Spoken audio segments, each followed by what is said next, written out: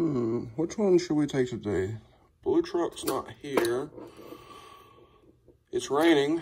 It's not a white truck day. Let's take the 6-liter. Good morning, guys. Welcome back to the channel. If you are new here, go ahead and hit that subscribe button because, again, we are trying to hit 500 subscribers before my birthday in April. But anyways, in today's video, we're going to be talking about the 6.0.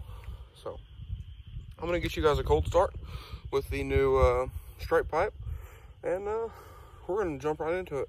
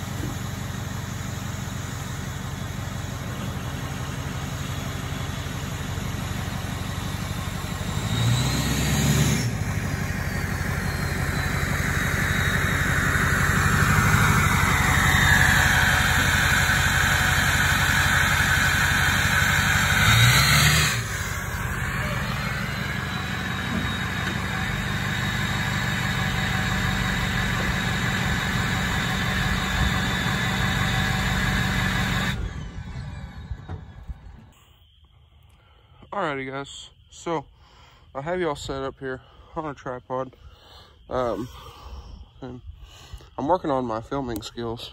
So if you guys like this style of video or the different changes in the videoing, please let me know down below. But anyways, today what we're going to be going over is why I will not be lifting my 2006 F250 6.0. So, for the most part, what it has to do with is that truck and that trailer. So, let's, I'm gonna move the truck again. I just wanted to park it there to get a thumbnail and whatnot. But what we're gonna be going over is, again, why I won't be lifting my F250 6.0. And well, the main reason is because of that trailer right there. So I'm gonna pick y'all up on the tripod here, move y'all over here. So sorry if there's any sudden movements, because there's a tripod kicking around down by my foot. But anyways, first point here is we're gonna start out on the trailer. So this is the trailer that my grandpa built years ago, actually, to pull with square body, which is, if y'all can see it right there. So he actually built this trailer around that truck to tow his tractor, which I'm sure y'all have seen it. But this, I'm gonna be honest with y'all, this trailer is the reason that I bought a 6.0, or not a 6.0, but a F250 in general. As you guys know, I have the white truck right there. I love that truck. It's not going anywhere. And then we have the blue truck. Well, you could put a gooseneck in the bed of the blue truck. It's not a good idea, but I bought this truck here pretty much for the idea of towing, because if y'all know, I buy wrecked cars. I like buying cars. When the white truck over here is done, I'm gonna take y'all out of the tripod here, but when that truck is done, I'm going to use this trailer and this truck to haul that around to shows. So that is my first point. Well, if I lift this truck, then I'm gonna have to redo all of this. So right now with this jack, it is all the way maxed out. The jack itself is all the way maxed out, and it's sitting on this old Jeep wheel. just to be able to clear the ball in the bed of this truck. And if I'll show you kind of what I'm talking about here, the trailer isn't anywhere near level. Here's our other trailer, by the way. Move all the trailers over here. But as y'all can see by that angle right there, that trailer is nowhere near level. So we're gonna have to make some adjustments anyway, but the way it's sitting right now is to be able to clear the gooseneck ball. This truck has a BMW turnover hitch, so it is flipped upside down. But this is how high the trailer has to be to clear this ball and to be able to hook it up to the truck. So with that being said, we're gonna have to make some adjustments. Again, like I said, we are getting new axles, wheels, and tires for this trailer. This has mobile home axles under it, which they're plenty strong enough. They're just really hard to find wheels and tires for. So we're gonna ditch those. We're gonna get new axles. We're gonna be reflooring this trailer, because y'all can see this floor, well, it's seen better days. And also I do plan to clean up this trailer and paint it. So all of the torch cut edges, grind down all the welds, smooth those out, and we'll probably paint this trailer white. Yes, I know, a white trailer. It matches the white truck, and if we're being honest here, I don't want to give anything away, but I've actually been thinking about painting the red truck to match the white truck. So I don't know if that'll happen. I've been talking to the guy who did It's Just a Six's meet, the Miata, about a rail coating for this, but that hasn't gotten anywhere. So, but yes, probably paint the trailer white. I got to figure out something about the side rails, because as it is right now, the white truck will not fit. Sorry about the neighbor's dogs over here, but as it sits right now, the white truck won't fit. So what we could do is we could reconform this and make this a deck over, or we can do metal floors flush with the side rails, do drive over ramps, and then do it that way. This is an 18-foot trailer, so it will tow the white truck just fine. But then if we do that, we got to figure out something about these braces here, which that's not a big deal. But this trailer is going to go through a transformation. This is going to be our new tow trailer. We've been using my grandpa's brother's trailer for a while, as y'all know, and he don't care. I just hate asking to borrow his trailer all the time, and it's nice to have your own trailer. But anyways, I'm gonna move the truck here, and we're gonna get into the next point of why I won't be lifting the 6-liter. All right, so I've kind of pulled the truck closer to the trailer, that way y'all can kind of see there what I was talking about with the last point. But on to the next point is, well, a little bit right there and a little bit up under here. So as y'all can see, this truck has airbags. Now, I don't know if anybody has ever lifted a truck with airbags. I'm sure people have. I've seen Dirty Max Jack did it and everything, but I don't want to mess with that airbag setup. I need to paint this under here, but I don't want to mess with the airbag setup. I don't want to change anything on how all of this works. You know, I don't want to mess with the carrier bearing setup, the airbags, any of that. Just honestly, for being honest here.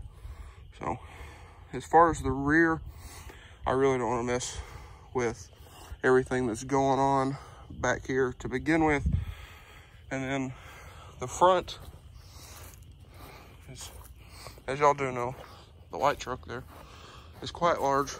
And I do love that truck, don't get me wrong, but I'm gonna be honest here. Daily driving a lifted truck to that caliber isn't the funnest thing in the world, especially around here. You gotta be careful where you park. You gotta be careful of some parking lots. So there's a couple here. If you park where you're supposed to, you can get trapped. It's just a big thing. But that is another big reason why I do not want to lift this truck. Another thing is, well, reliability. So I know, well, obviously with that truck, I do know that if you buy a nice lift kit, they're reliable. I know that, don't get me wrong. Hang on, airplane. All right, so sorry about the planes. There's like an airport like 5 miles that way. But on to my next point, or back to the reliability point on the 6-liter here. Again, yes, I know if you buy a nice lift kit, they are reliable, they ride good, all that kind of thing. But this is something that, again, y'all know we drive a lot. We go on trips. And I'm going to be honest here, I want to start buying cars from Copart out of Arkansas. Arkansas, Copart is great. Both locations, people are fantastic. But I want to start going to other states, buying nicer cars, buying newer cars. So I don't want something that you have to worry about. And in my opinion, the closer to stock you can have something, kind of the better. You know, in a, I wouldn't say abusive setting like that, but kind of a high stress setting. You know, big wheels and tires, all that kind of thing. You got to be careful of that kind of stuff. Like for instance, this truck, when I bought the trail truck, I'll put a picture up here on the screen.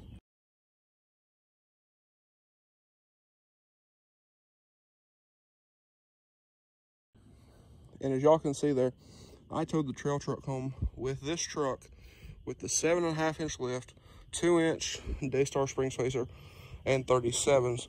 Now, truck did fine, but it was a 10-mile trip.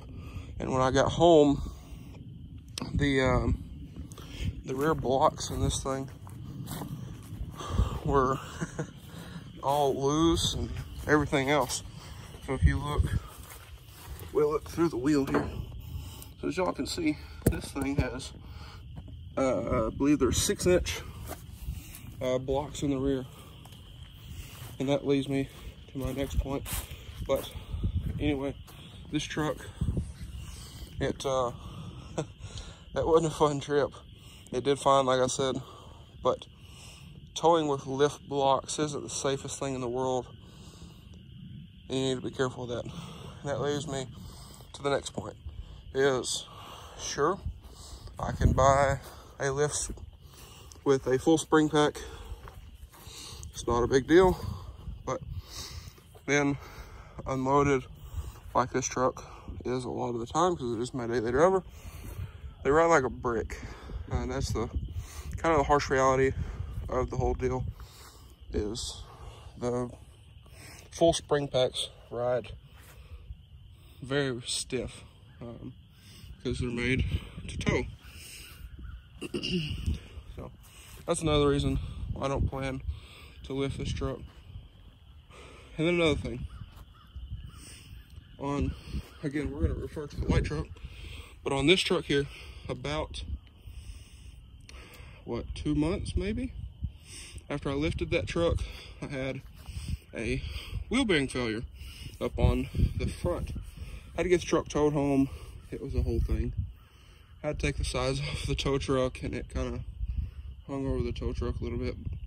But that was a big issue. I didn't talk about it a lot. But here's the thing about this truck. So this truck has a spindle and a wheel bearing setup. It has 2 wheel bearings inner and outer, and the outer failed, the smaller one. It failed. It welded itself to the spindle. Well, I thought, well, we'll get a new spindle, we'll press it in, whatever. Well, no, that doesn't work. The FabTech spindles on this truck, since they do increase track width, they are a little bit wider. And to my knowledge, the factory spindle will not work. You can put it on there, put everything back together, and the nut that holds the rotor and stuff on, it won't tighten up all the way. So your rotor will be kind of flopping and whatnot. It won't get tight. So that was a whole process. That spindle, you can only get it from California. So we had my grandpa's buddy machine us a spacer, put it all back together, and it worked fine. It still works fine.